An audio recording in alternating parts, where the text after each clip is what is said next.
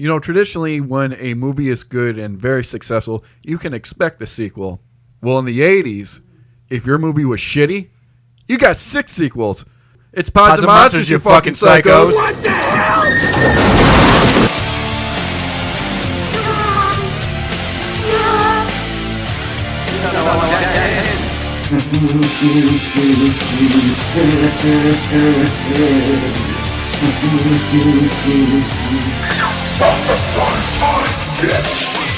Orion, come right and scream, man. Scream for your life. To a new world of gods and monsters. Close your eyes and count to 7. When you wake, you'll be in heaven. Surprise! Did you miss me, Andy? I sure missed you. I got a new game, sport. And guess what? You're it. Child's Play 2. It's playtime. Again. Now it's time to play. Whether you watch horror movies all year round, only in October, or on the occasional Friday the 13th, if you are listening to this podcast, you are a part of Psycho Nations. Welcome to Pods and Monsters.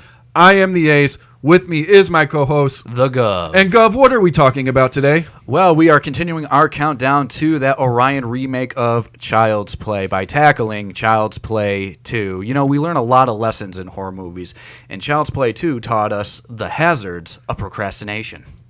And if Child's Play 1 taught us anything, was that we can't kill Chucky. And just like Chucky, we couldn't kill Jake. So back for the sequel. Jake, say hello to Psycho Nation.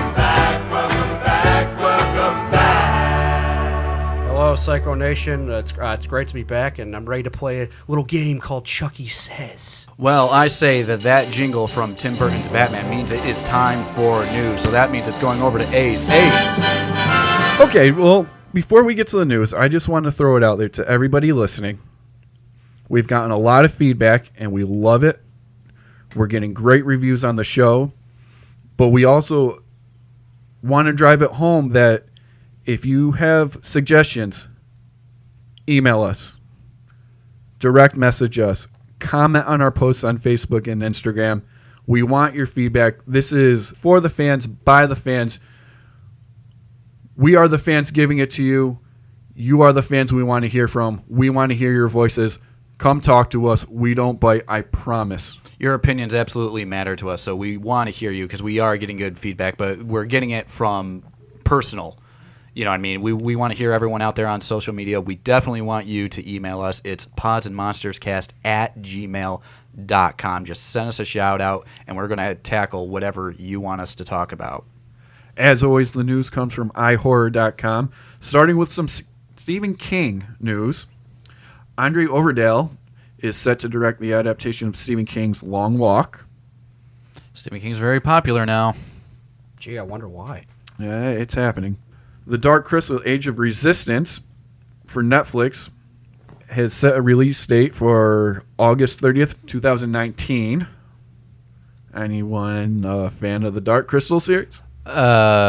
Jim Henson? Casual. I'll call myself that. Casual fan. Now that you say that, I have heard of it. I'm a little more familiar with I was more of a Ninja Turtles guy. Labrador is the other one that I've heard of. Labyrinth, excuse me. Okay, moving on. Showtime's Penny Dreadful City of Angels has released some names of cast members, which include Amy Madigan from Field of Dreams, Brent Spiner from Star Trek The Next Generation. Spiner. Yeah. Spiner. Interesting. And, of course, our favorite Lynn Shay. Sweet. Yes. That's good to see. So that's kind of cool. Awesome. Sister of Robert. Oh, look at this. More Stephen King. Hulu has just picked up Of course. a mini-series of Stephen King's The Eyes of the Dragon. Another one? Don't they have Castle Rock also? Yeah, they had Castle Rock and they had the JFK one. Oh, yeah. Jeez, yeah. Okay. Exclusive deal. Hulu. And the Vincent Price classic is being rated, the Witchfinder General. They have found their director, John Hillcoat.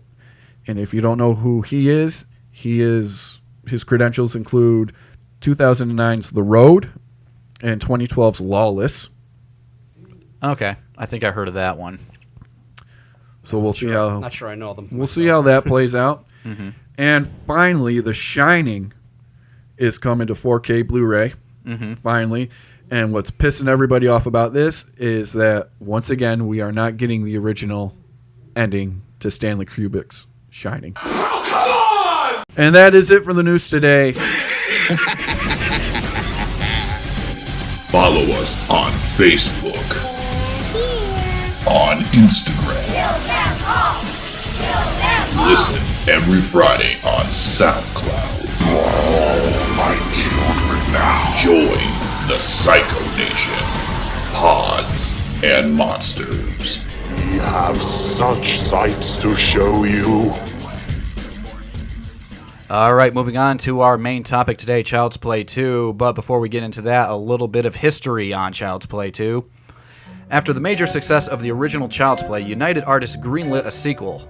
While in pre-production, the movie was put on hold when the studio was acquired by the Australian group Quintex, which decided to not produce horror films and focus on family pictures. After offers with Paramount, Warner Brothers, Fox, Columbia Pictures, New Line Cinema, Carolco, and Touchstones were all rejected, producer David Kushner took the film to Universal for distribution. The film opened on November 9th, 1990 and grossed $35.8 million on a $13 million budget. Pretty impressive. And it's also worth noting that the Internet Movie Database has given Child's Play 2 a 5.8 out of 10. So still a little above average. A little bit above average. Metacritic gave it a 37%. Not as good. No. And Rotten Tomatoes gives it a 44% below average. So it's substantially different than the original Child's Play. I mean, it's typical, though, going to, an original to a sequel. Sequels tend to not do as well, Yeah, I mean, there was a considerable amount of hype for going into this movie. Actually, upon a lot of the research I did, a lot of what this movie had going for it was its marketing. They put a lot into the marketing, and everybody remembers the "Sorry Jack, Chucky's back" promo. Which it really makes you. You made this point to me when we were talking about this before we went on air. Chucky has a real vendetta against Jack in the Boxes, apparently, right? Because that was their driving point in terms of the marketing. It was on the poster, it was in the trailer, but it never actually happened in the movie. There wasn't even a character named Jack, so you figure that out. Yeah, so you can't take it literally. So I got to ask the big question to Jake. Did this one make you piss your pants, buddy? Well, it's I will say some of the still shots from this also kind of freaked me out growing up, and the marketing of it, like that I saw years after it had been out. But it's I was when I watched it, years ago. Even then, I realized there was some there clearly was some new writing directions they took in the movie, and it's and in some ways it doesn't always feel as well written as the first movie, but the movie is written by series creator Don Mancini, and also it's directed by the co-writer to the original Child's Play, John LaFia. He stepped up into the director's chair for this one. So if anything, out of any of the sequels, you got more of a well-rounded team follow-up to the original with this movie. Yeah, and I definitely take your point. I mean, overall for me, it's still an entertaining film. It's just despite it being more insane in many different ways. And we'll get into it. It just to me it falls a little short, actually, more than I realized that it does. I mean, I enjoy it okay, but it's actually a little lower on the sequel totem pole upon rewatching it after a while for me. What do you think? It played as well as it did, the first or couple times that I've seen it. It didn't really leave a new impression on me at all. In fact, I was thinking about it. I don't know exactly when I first saw this film. want to say it was between the early to mid 2000s when I first saw it, and I was never in a hurry to see it. I think I seen the other sequels prior to this. That includes Child's Play 3 and Bride of Chucky. Before I just kind of never got around to Child's Play 2, and when I saw it, I was like, okay, yeah, there it is. So yeah, no real impression on me then, and not so much of a one now. It's a fun movie. Yeah, I don't think it's the worst sequel. It's fun, and there's a lot to be made definitely. fun of with this movie. Yeah, which is part of the fun. in Yeah. some ways. Ace, what do you think? It's a sequel. You know, a typical sequel that, you know, doesn't live up to the original. You know, for my 2 cents, I think it's kind of funny given who directed it and who wrote it and their involvement with the original, how it actually progressed the story so little. Yeah. Yeah. Yeah. That was, You know, we get a quick mention of the mother, and then Chucky's back, and he's trying to creatively kill people. Yeah. And she's written out of the franchise entirely, it seems like. The You mother. know, there's nothing really new in Andy's character. He's still the same scared little boy of a doll, and no one's believing him. Mm-hmm. So he doesn't really grow into anything. His character doesn't develop into anything. I mean, for me, they do make, in fairness to it, I'll say this: they make Andy a little bit more of a stand up for himself kid in parts, but I mean, he's still clearly scared, and he's only 8. Well, think about it. You know, as Ace said, like without the mother returning or any of the characters really from the original returning, and the only 2 you have in this movie are Andy, played by Alex Vincent, and then the voice of Chucky, again, by Brad Dourif. That's it. So really the weight of the movie falls on Andy's shoulders. He has to carry the ball here. And remember, he's only 2 years older than he was in the original, so that's a lot for a little kid. Oh, certainly. Yeah. But I definitely agree with you, Ace, that in terms of progression from the original, they really didn't do anything. Well, here's the thing, though. I mean, again, you know, yeah, that's fine. You can put the weight on Andy's shoulders, but he doesn't develop as a character. He's been taken away from his mother, and he doesn't even seem to care. He mentions it once or twice that he misses his mom. Right. But, like, there's, like, no emotional damage there. Right. He doesn't care. Yeah, I mean, The character comes off as he doesn't care. There's an underplayedness. It's there just that like kinda- he was in the original movie. He's playing innocent kid scared of doll that no adults believing him is killing people. well, what do you think of this? They make mention in the beginning when we first meet Andy. He's in the foster care unit. He's seeing a therapist, and they're playing goldfish or whatever. And it seems like the therapist has convinced him that this was all a dream. Do you think Andy, at his young age, believes it was all a dream? That's why it's not really affecting him as much as it probably should. Even if he did, why wouldn't he have any emotion about being taken away from his mother?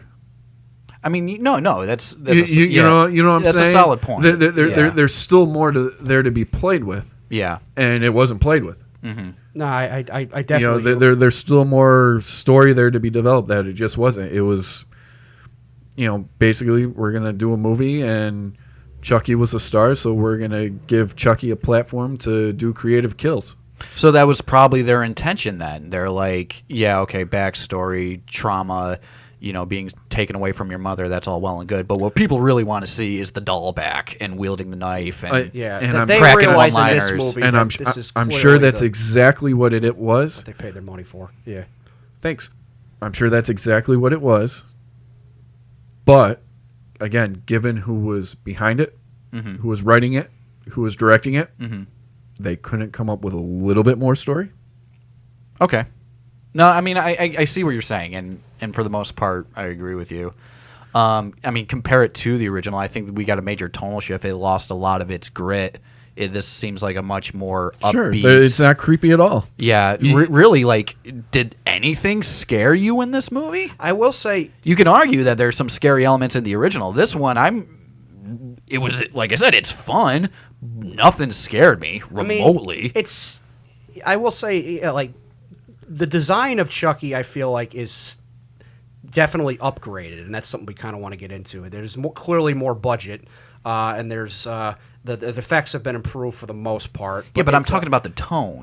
That's well and good that they had some more money to play with, but like the tone of the film. More money is great, but if you have a story that sucks, all the money in the world's not going to fix it. I know, but and even still, I feel like in terms of his look and his his evil gestures and stuff, I feel like at least in terms of non-Stitch face Chucky, I feel like this is like I think maybe the vision fully realized purely in terms of the look, I feel like. But there is a lot more style than substance in this movie. I think that's fair to say. Certainly. You called the original last week a mystery movie without a mystery, which I thought that was pretty fair. What would you call this movie? There's not even remotely anything that complex to it in terms of telling a story.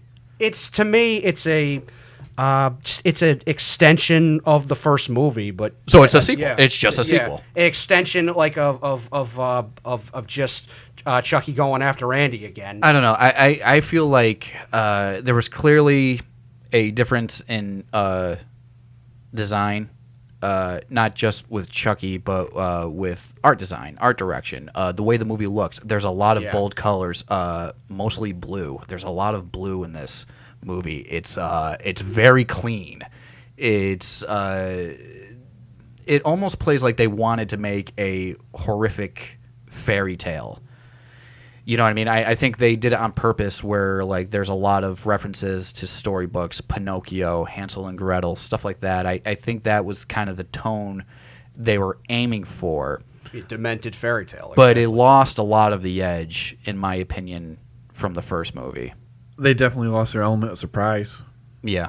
You know, one argument you can make about the original is that there were times in there you had no idea where Chucky was. You know, maybe in the background you saw a little spot of red hair darting across the back. You know, kind of build suspense, but they don't give that to you in here. Either he's playing toy doll or he's up kicking and making jokes. Mm-hmm. So that's something to be said. So now with this movie, I feel like we're starting to move into that territory where Chucky is a jokester. You know, he's about the one-liners. He's about cracking quips and slitting throats. If you think it's a little distracting here, wait till you get in some future sequels. Admittedly, though. Yeah, but you could definitely see that they're laying the groundwork for that's where he's going to end up. But again, that goes to like them just recognizing he is the franchise now. You know, and there's nothing wrong with it. Mm-hmm. You sacrifice what worked for you in the original, though.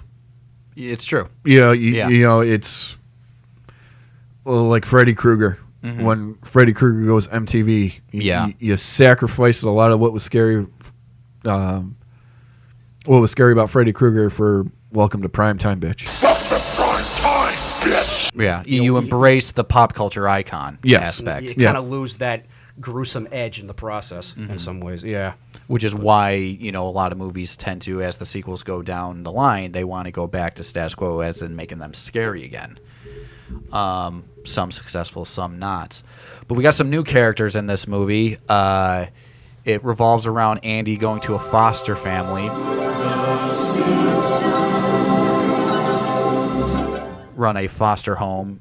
In their home, they have one more character who becomes a very important character in this movie, almost like the fill-in for Andy's mother, Kyle, the foster sister, who, in my opinion, is entirely useless in this movie. Yeah, it's just for Andy to bounce off of at the end of the Last day. week, I compared Andy to Jamie from Halloween 4 and 5. Well, now we have our Rachel and Kyle, I believe, but she's not nearly as interesting as Rachel from Halloween 4 or 5. But I feel like that's kind of like the role she stepped into. Kind of, yeah. She doesn't leave nearly as much of an impact as that character. Certainly not. She's the doctor from Halloween 2018. Her main purpose... Really? Listen. Okay. I love to hear this. Her purpose is to get Chucky to Andy by the end of the movie. Yeah. Okay. Well, she's not. Which was all of his purpose in that movie. Get Michael Myers to Jamie Lee Curtis by the end of the movie. You don't think that they, even if it's forced, they try to make her more of a protector of Andy? Oh, I'm not, mirroring their characters. I'm saying basically, She's a plot device. yeah. She's a plot device. She's a Okay. plot device to get Chucky to Andy for the finale. And I get it that Kyle is a fan favorite, and a lot of people went nuts when she cameoed in Cult of Chucky in the post-credit sequence. And I gotta admit, I thought that was cool. I didn't see that coming. But again, I think there was a reason why she was dropped after the second movie. There was really nothing to her. Nothing about her. I don't know if I would compare her to Dr. Zartane. But I understand. That's another review for another day. I understand her being a plot device. Again, that's exactly what I mean. It's a plot device. She's a vehicle to get to the finale. I'm not saying that she's like Dr. Zartane. I'm not saying Dr. Zartane's like her. Mm-hmm. If you want to compare her characters, I can get behind the whole Rachel thing. Yeah. But as a character and what her purpose in the movie is, basically, like Zartane, get Michael to Jamie Lee Curtis, get Chucky to Andy for the finale. Yeah. I mean, and it also goes to like the whole tonal shift when you get to you were leading toward the climax of the film, and Chucky has her at knife point, forcing her to drive her to Andy. Just the back and forth between Kyle and Chucky, it just seems like it's from a different movie. It seems like this is a pilot for a new NBC sitcom. Yeah. You know what I mean? I mean, if you want me to be fair, I'll say that Child's Play 2 did it first. Yeah. Before Halloween 2018. Okay. At least there's that. It's one of those moments. So Zartane is just like Kyle. I mean, yeah, it's not especially the most well executed part of the movie. Clearly, that their back and forth feels quite a bit ham fisted. But that's kind of the franchise. The dialogue is just going to be like stilted in kind of an awkward way in some of these sequels because it's like, what do you say to a talking doll holding a weapon at you in some ways, and he doesn't seem like he's that interested in talking to you either. In fact, his first kill, or the first person he kills, he's just like, no questions, just drive and shit. So it's just like, you don't say anything to the talking doll, you punt it in the face and walk away. You know what would have made this sequence better is if Kyle slit the street cop's throat. That would have been great. Oh, I see. That would have been great. No, but that we really like that movie, Halloween 2018. But I love that movie. But that goes kind of to my point. You just said, what do you say to a talking doll? She seemed to talk to the doll just fine after learning minutes ago that it's alive. Yeah, you know what I mean?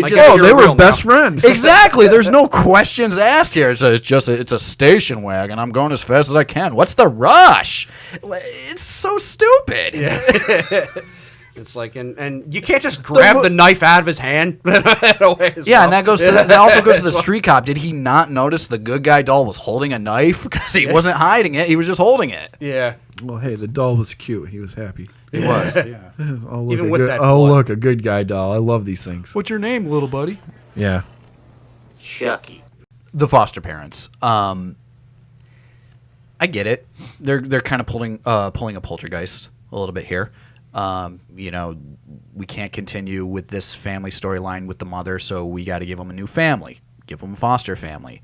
You have one parent, as in the mother, played by the girl from American Werewolf in London, who understands him, who likes him, who embraces him, and then you got the skeptical father who he thinks he's too traumatized. He thinks he's too disturbed. He doesn't think that it's healthy for his house environment to have Andy here.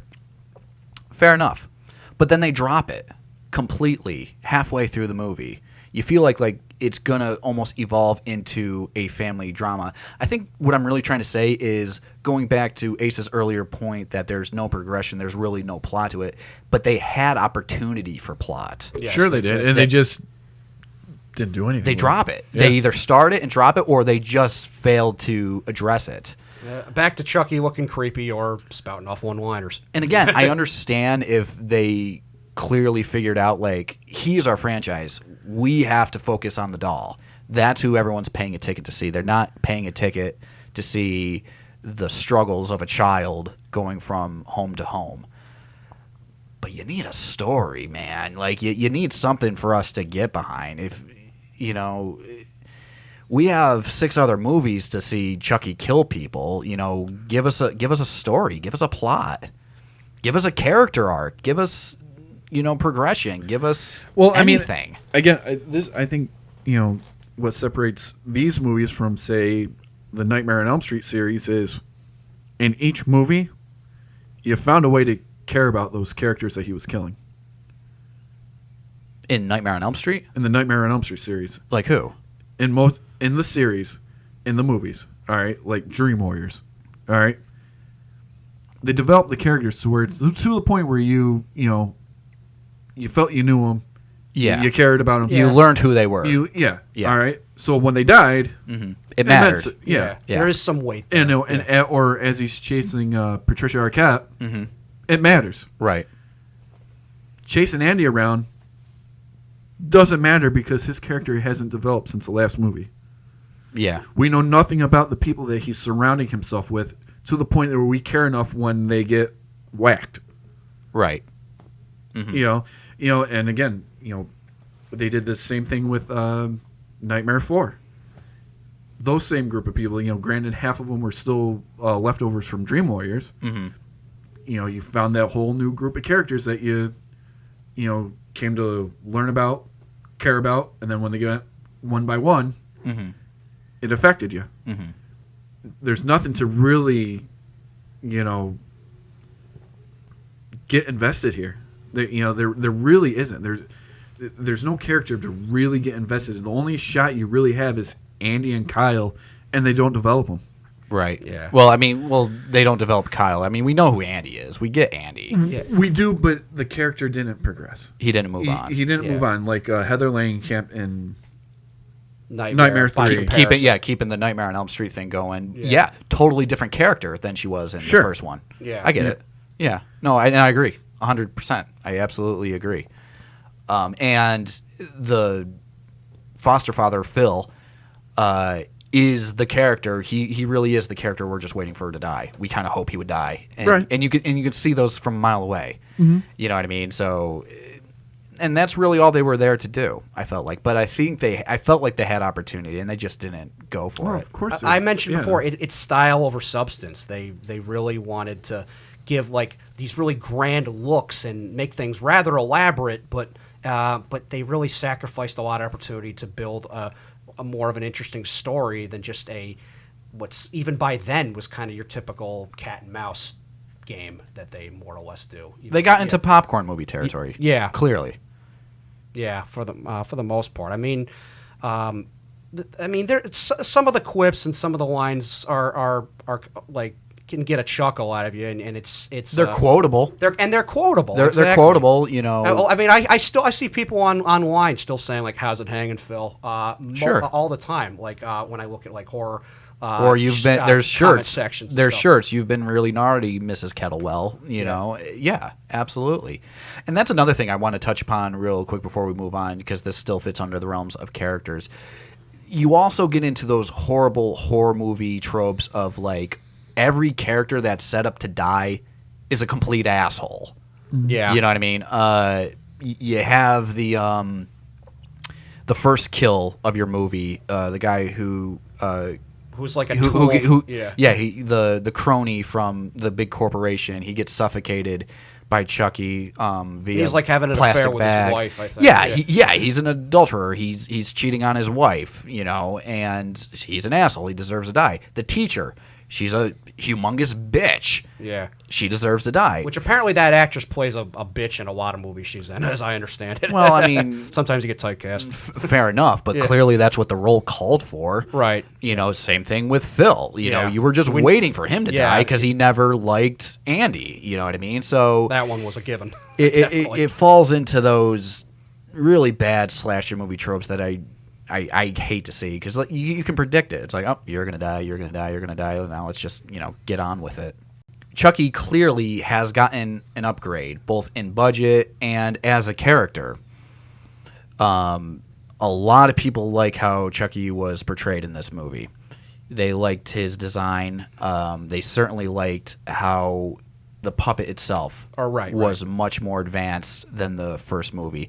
Actually, I don't think they used a body double, as in having a little person fill in for Chucky in this movie. I think it was all animatronics in this because they were able. They were able. The only scene I would maybe argue that, and I can be proven wrong, and if I am proven wrong, you can let me know, is the scene where he's burying Tommy. That does look like a person. Yeah, the other good guy. I was thinking, thinking that. But really, that's the only scene I can think of. The rest of the time, it's clearly an animatronic, and it's a well-made animatronic. They clearly had a bigger budget for this film, and going to the whole style over substance, they flaunted it. Mm-hmm. You know what I mean? So it almost didn't matter that the story wasn't there. They were showing us big things and big colorful and pictures. I think that was the goal. I agree. They wanted it to look and feel big in key parts of the movie. It's just, but what did it all mean? Well, this movie, it gives you what we all know and we think of when we think of Chucky. This is the iconic Chucky. I mean, when you think of Chucky, you think of this version of Chucky, scary or not, done right or not. That's what you got. This is what we think about when we think of Chucky, the doll. This movie was clearly meant to put Chucky over. Sure. So, in the film, Chucky comes to us via being rebuilt from the original doll in the first movie. The only thing left of him is his skull, and they rebuild his body in a rather clever move in terms of screenwriting, saying that they wanted to prove to the courts that there was nothing wrong with the doll by showing that everything's intact. His voice cassette, his programming, everything is fine. There's nothing wrong with the doll. So I buy that. I don't buy Chucky is restored to life via electrical current through the eyeball machine that they have at the factory. How the fuck does that work? Oh, you didn't miss the part in Child's Play 1 when you turned into the lawnmower man? Yeah. And that's what happened. Chucky surfed through the currents. I was waiting for Pierce Brosnan, damn it. Yeah. It made much more of an interesting movie. I'm also wondering how the hell did the toy company get the charred up, beaten to shit doll in the from the first movie away from a crime scene? There's a lot to question about this. You can question. Yeah, there's a lot to question about this company. Just how powerful are they? Because not only do they get the evidence remains of the doll, but they know exactly what's happening to Andy and his mom and the two cops. Who do they think they are? Disney? Like what's going on? We got here? good guy intelligence. They're giving us everything. You need not worry, sir. Apparently. Well, it's horror. Suspend reality. Really? I guess you got to buy into the fantasy. I guess I got to suspend a lot of it because then I'm also led to believe that Chucky learns the address of where Andy's living by calling the social worker and saying, "Oh, I'm his Uncle Charles," and she bought it and told him where he lives. Well, 1990 it wasn't quite the same. Was it that easy in 1990? I don't know. Must have been. Chucky did it. Yeah. Jesus Christ. Yeah. Okay, I'll buy that. Why not?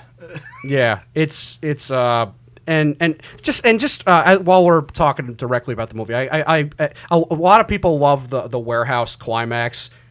I gotta say that it's some of the stupidest stuff that they've ever done in this franchise when you get right down to it. Like, somehow Andy and Kyle can't get out of a door that's locked from the inside, and the only way to get to said door is to go through a dangerous machine that can kill them if they misstep, the conveyor belt will cut your head off or put eyes in the put back. eyes Yeah. into the back of their neck or head Yeah. or something, and it's like, Which Yeah. we do get the most creative kill in the movie with that machine. That's granted, but yeah, and maybe it's certainly the most memorable one, probably. Yes, the random night shift worker that would happen to be there at the toy factory, and was like, "Oh, what's going on?" I mean, that whole climax is just bonkers, man. It is. It's just, here you are in this storage warehouse / manufacturer factory / funhouse, because the boxes make a maze and everything's brightly colored and brightly painted, and yeah, you have to go through obstacles like you're Indiana fucking Jones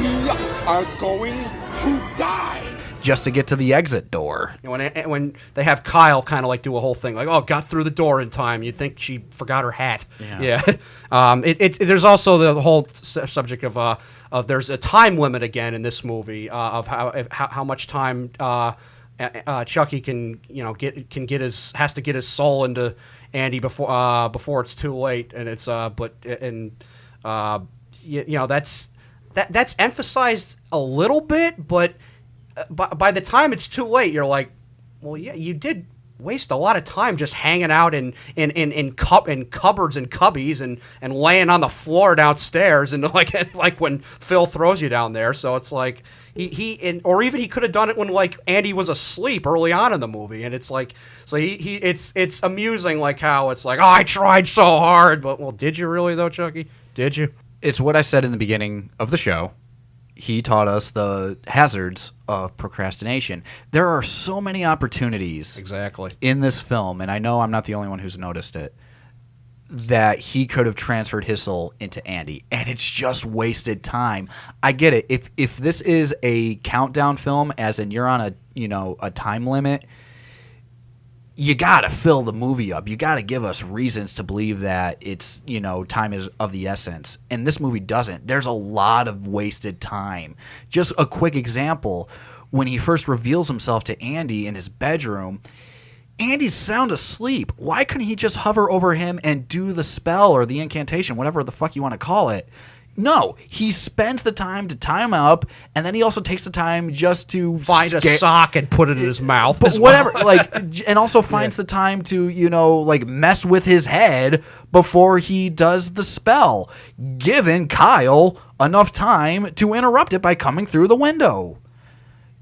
A lot of time is wasted here. It makes no fucking sense to me. It's just a movie. I get it's just a movie, but You know what you're sounding like right now is Scott from Austin Powers. Let's just get a gun and shoot him now. No, that's not fun. Yeah, exactly. You just don't get it, Scott. You don't. I have a gun in my hand. Give me 5 seconds. Boom, dead, done. Why not? Why not? Because you don't have a goddamn movie, that's why not. I know, but think of something a little bit more creative to fill that time instead of, You're watching a doll tie up a kid. Why? That's pointless. It's stupid. It's a living doll tying up a kid. What's more entertaining than that? Well, you know what? I just can't buy into the fantasy. Neither can I. Yeah. And yet I'm defending it.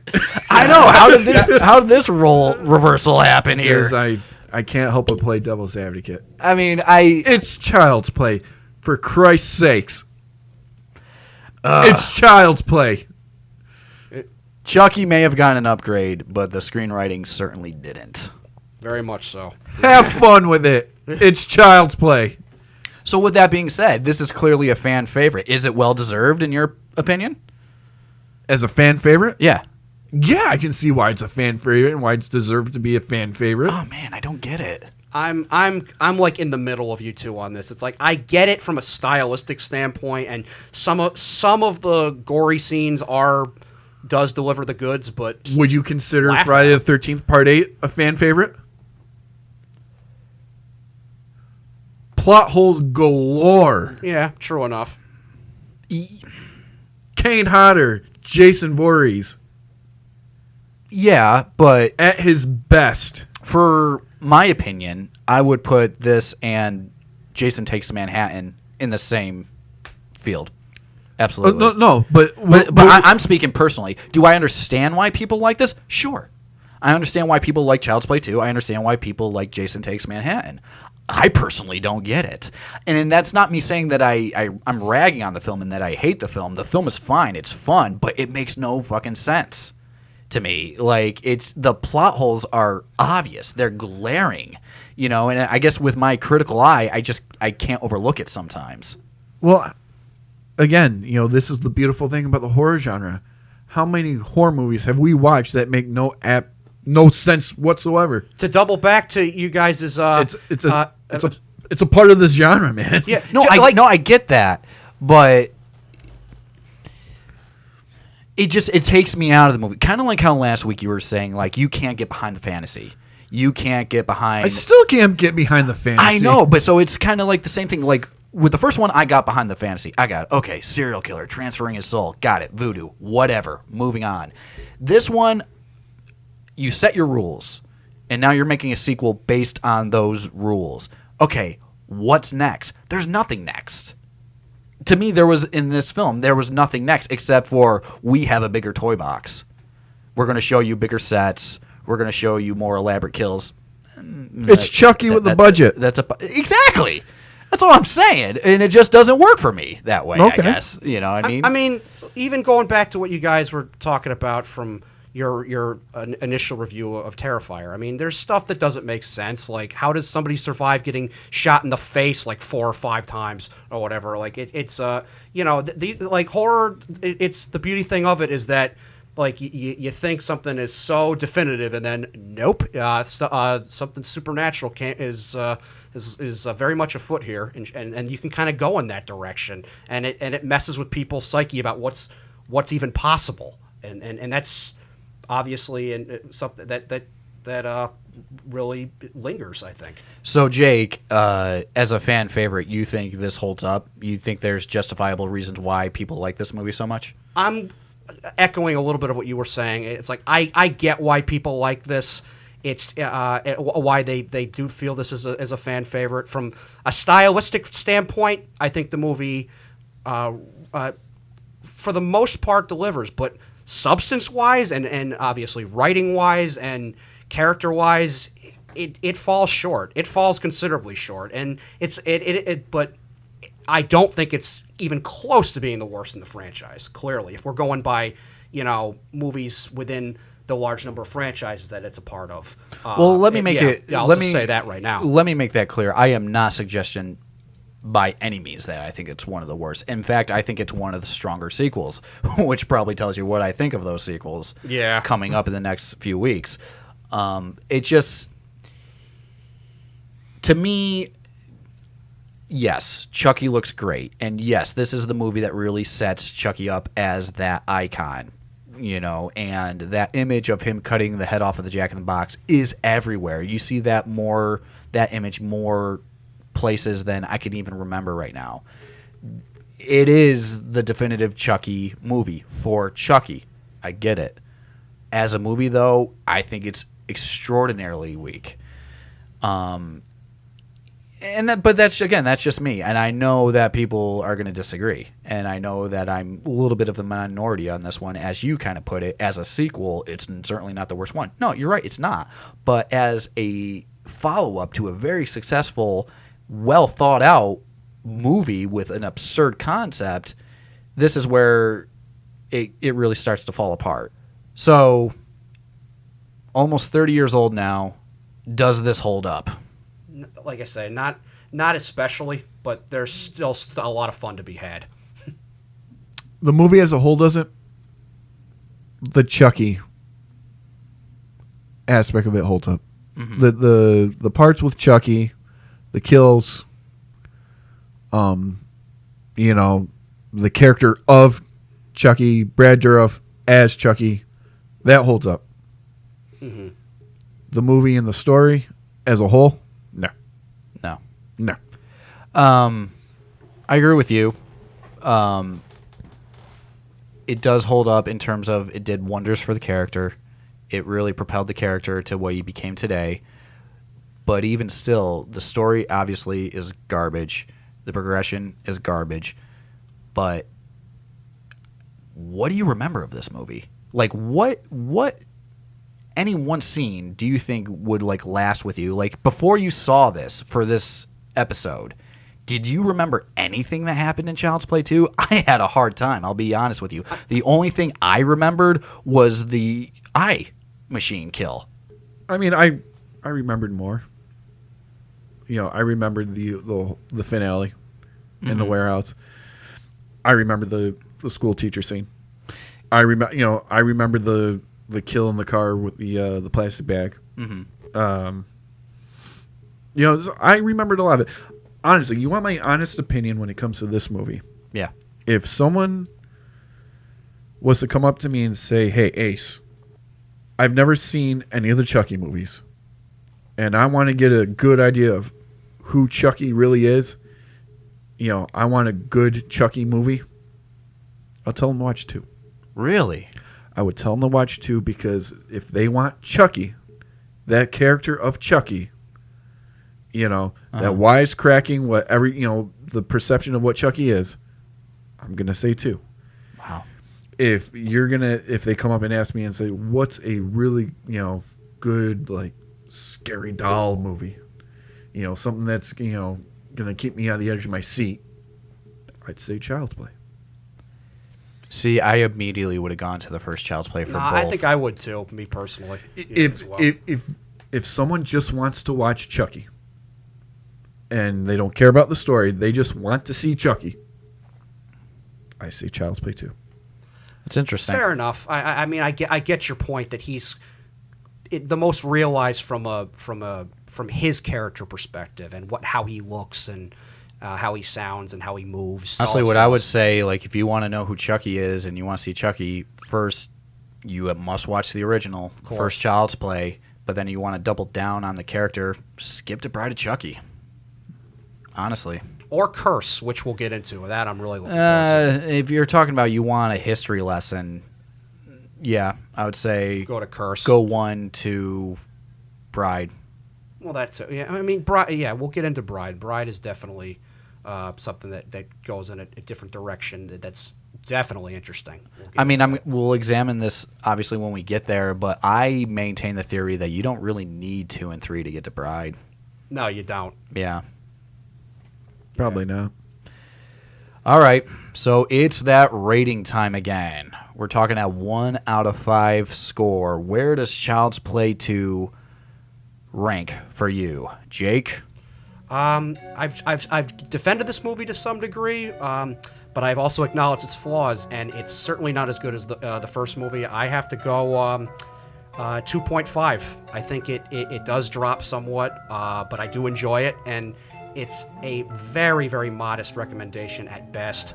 It's a little bit also on the below average side too. So 2.5 for me. I give it a 2, solely based on Chucky. Nothing more. Mm-hmm. Just Chucky. Mm-hmm. 2. And with that, I'm going to say that Child's Play 2 is appropriate titled. I'm going to give it a 2 myself. It has a lot of flaws, and even though it seems like I was really ragging on the movie, I do enjoy it, and it is fun, and I understand why people like it, and I understand why it's a fan favorite, and they are justified in that.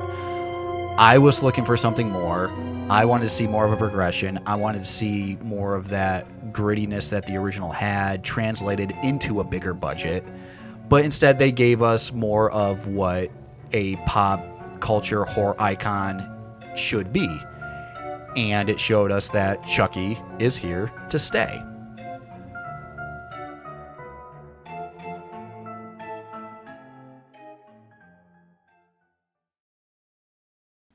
Hey, you fucking psychos, this is the Gov here. If you are a fan of Pods and Monsters and at the same time an aspiring filmmaker who just made the next great horror movie and want to talk about it, then we are fans of yours. Contact us at podsandmonstercast@gmail.com and tell us about yourself as well as your projects. Who knows, you may find yourself in the headquarters of Psycho Nation talking with Ace and myself in an upcoming episode. This podcast is made by fans for the fans of horror. So let's help each other out, huh? podsandmonstercast@gmail.com. Tell them the Gov sent you. In conclusion, Child's Play 2, not the best, Not the worst of the sequels. If you're looking for character and progression and story substance, look somewhere else. But if you're looking at Chucky fully realized as an icon that he became to be, this is a good movie for you. But next week... Well, if you haven't had enough Chucky yet, we're going Child's Play 3. Andy and Chucky, join the army, people! Be all you can be with Child's Play 3, 1991, the direct sequel to this film. Oh yes, we're going to the army. This is going to be a good one.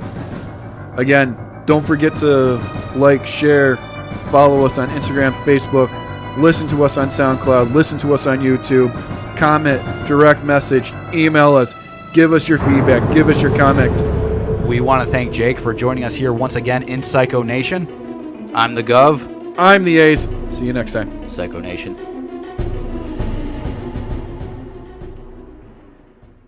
What the hell?